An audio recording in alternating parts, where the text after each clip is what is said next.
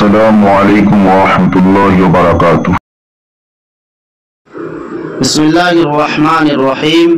حدثنا محمد بن كثير اخبرنا سفیان عن منصور عن ابی وائل عن ابی موسى الاشعری رضی اللہ تعالی عنہ عن النبی صلی اللہ علیہ وسلم قال اطعم الجاعیہ عود المریض وفک العانیہ قال سفیان والعانی العصیر۔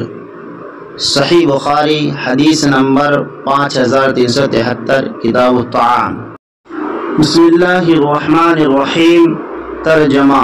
نبی کریم صلی اللہ علیہ وسلم نے فرمایا، بھوکے کو کھلاؤ پلاؤ، بیمار کی مزاج پرسی کرو اور قیدی کو چھڑاؤ۔ سفیان ثوری رحمۃ اللہ علیہ نے کہا کہ حدیث میں لفظ عانی سے مراد قیدی ہے۔ صحیح بخاری حدیث نمبر 5373 کتاب کھانوں کے بیان میں۔